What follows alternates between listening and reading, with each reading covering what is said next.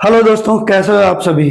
देखिए, हम लोग देखते हैं भारतीय राज्य व्यवस्था का, पॉलिटी का, जो कि हमारा संविधान बना था तो उस समय में टोटल पार्ट जो भाग था 22 भाग था और 395 अनुच्छेद थे और 8 अनुसूचियां थी। और अब वो धीरे धीरे बढ़ के 12 अनुसूचियां हो गई है। 12 जिसको हम शेड्यूल बोलते हैं।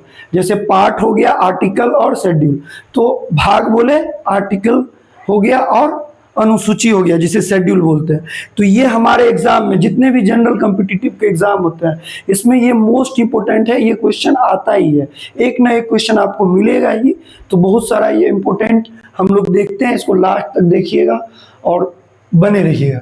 देखिए, ये पहला है प्रथम अनुसूची।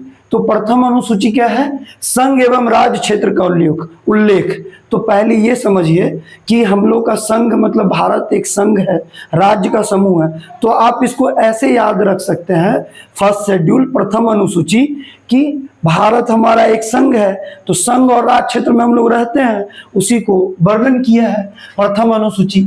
दूसरा अनुसूची क्या होता है? वेतन भत्ता और पेंशन। मतलब जो भी कार्यरत है, मतलब देश में रहेंगे तो जीवोपार्जन मतलब अपनी जिंदगी चलाने के लिए उसके कुछ चाहिए, तो वेतन कहीं ना कहीं से मिलेगा, भत्ता मिलेगा, पेंशन मिलेगा। तो ये दूसरा अनुसूची हो गया आपका। थर्ड है तीसरा अनुसूची। जैसे देखिए, मतलब हमारे नेता हैं, अगर वो जीतते हैं तो फिर शपथ लेते हैं, तो शपथ ग्रहण हो गया आपका तीसरा अनुसूची। चौथा अनुसूची हो गया कि राज्यसभा में भेजा जाता है, तो राज्यसभा में प्रतिनिधि, वो क्या हो गया आपका चौथा अनुसूची। इसके बाद आता है पांचवी अनुसूची, जो कि एससी एवं एसटी का प्रशासन और नियंत्रण। क्योंकि हमारा देश जब आजाद हुआ था तो उसमें एससी एवं एसटी थोड़ा काफी पीछे थे। शेड्यूल कास्ट और शेड्यूल ट्राइब मतलब कुछ अनुसूचित जाति और अनुसूचित जनजाति बोलते हैं, तो उसके प्रशासन का व्यवस्था और नियंत्रण के लिए पांचवी अनुसूची थी। छठी अनुसूची, ये जनजाति क्षेत्र का प्रशासन। जनजाति क्षेत्र मतलब हो गया कि शेड्यूल ट्राइब, जो आदिवासी लोग रहते हैं उन्हीं को जनजाति बोलते हैं, उनके प्रशासन के लिए छठी अनुसूची रखा गया। सातवीं अनुसूची, देखिए हमारा देश तो बहुत बड़ा है, इसमें कितने स्टेट हैं, कितने यूनियन टेरिटरी है, मतलब राज्य हो गया और केंद्र शासित प्रदेश हो गया, स्टेट एंड यूनियन टेरिटरी। तो इसमें एक शक्ति का मतलब पावर का डिस्ट्रीब्यूशन किया गया, शक्ति का बंटवारा। तो ये सातवीं अनुसूची में है, सेवेंथ शेड्यूल, शक्ति का बंटवारा। इसके बाद आ गया आठवीं अनुसूची। आठवीं अनुसूची में हो गया आपका भाषाओं का उल्लेख, जिसमें आठवीं जो शेड्यूल है, आठवीं अनुसूची है, उसमें 22 भाषाओं का उल्लेख है। मतलब हमारे संविधान में संविधान की जो भाषा है 22 भाषाएं हैं जो संवैधानिक दर्जा प्राप्त है। लास्ट में ये 4 भाषा आया था, मैथिली, बोडो, डोगरो, संथाली। तो टोटल 22 आ गया। हमारा मैथिली भी है, जिस क्षेत्र से हम लोग भी बिलोंग करते हैं। ये हो गया आठवीं अनुसूची। इसके बाद आ गया 9वीं अनुसूची, जिसमें आपका संपत्ति का अधिकार है, मतलब सभी के पास अपना संपत्ति होता है, तो संपत्ति का अधिकार को रखा गया 9वीं अनुसूची में। इसके बाद एक 10वीं अनुसूची आया, जिसका है दल बदल कानून। मतलब पहले जो नेता रहते थे तो उस पर विदाउट कंडीशन चेंज होते रहता था, तो इसके लिए 10वीं अनुसूची लाया गया, जो दल बदल कानून हो गया। इसके बाद 11वीं अनुसूची है, जो पंचायती राज। 11वीं अनुसूची पंचायती राज, 11वीं अनुसूची हो गया आपका पंचायती राज व्यवस्था जो होता है, जो पंचायत लेवल पर, जिसमें 3 स्तर होते हैं। एक ग्राम पंचायत होता है, ब्लॉक लेवल पे, प्रखंड लेवल पे होता है, फिर एक जिला लेवल पे होता है, जो जिला परिषद और प्रमुख होते हैं और मुखिया होते हैं। ये हो गया, तो ये पंचायती राज में आता है। फिर 12वीं अनुसूची नगर पालिका। नगर पालिका जो शहर में होते हैं, जिसमें वार्ड मेंबर होते हैं और मेयर होते हैं, जो बड़े नगर पालिका या नगर निगम में। तो 12वीं अनुसूची क्या हो गया आपका नगर पालिका। ये आपका टोटल अनुसूची है। इसमें ऐसे पूछ दिया जाता है कि छठी भारत के अनुसूचियां जो संविधान है उसमें 6th शेड्यूल में क्या है, या ऐसे भी पूछ देगा कि शक्ति का बंटवारा, पावर ऑफ डिस्ट्रीब्यूशन, किस शेड्यूल में है, तो 7th शेड्यूल में है। इस तरीके से क्वेश्चन यहाँ से मिलता है। चलिए आगे हम लोग देखते हैं फिर नेक्स्ट क्या है इसमें। देखिए, इसके बाद हम लोगों ने लिया मौलिक अधिकार। मौलिक अधिकार हो गया फंडामेंटल राइट्स। फंडामेंटल राइट्स जो है पहले 7 थी, अब कितना है 6 है। तो 6 7 क्या, 7वां जो अभी हम लोग पढ़ेंगे उसमें 6 है, पहले 7 था। उसमें आपका एक संपत्ति का जो अधिकार है उसको हटा दिया गया है। 44वां संशोधन था 1978 ईस्वी में, उसमें हटा के तब सिर्फ हमारे पास बचा 6। तो 6 में देखिए एक समान, पहला है समानता का अधिकार, फिर स्वतंत्रता का अधिकार, शोषण के विरुद्ध अधिकार, धार्मिक स्वतंत्रता का अधिकार, संस्कृति और शिक्षा संबंधी अधिकार, संवैधानिक उपचारों का अंत। तो देखिए इसमें जैसे पहला मौलिक अधिकार जो होता है हमारा सामाजिक, सांस्कृतिक, धार्मिक एक अपना संस्कृति कल्चर को बनाए रखता है, और समाज के साथ साथ लोगों के लिए भी ये मौलिक अधिकार, मौलिक अधिकार ऐसे समझिए कि लोगों के साथ ये सामाजिक वैल्यू भी प्रदान करता है भारत के नागरिक को, जो कि बहुत जरूरी है। संविधान बना, देश आजाद हुआ तो इसमें मौलिक अधिकार में बेसिकली समानता, स्वतंत्रता, शोषण, धर्म और संस्कृति, शिक्षा, संवैधानिक उपचार, ये सभी मौलिक अधिकार है। तो पहला समानता का अधिकार, इसमें 14 से 18 आर्टिकल 14 to 18, अनुच्छेद 14 to 18, इसमें क्या है समानता का अधिकार। फिर स्वतंत्रता का अधिकार है, ये आर्टिकल 19 से 22, 19 से लेकर 22 तक आता है जिसमें स्वतंत्रता का अधिकार। इसके बाद शोषण के विरुद्ध अधिकार है, इसमें आर्टिकल 23 से 24 आता है।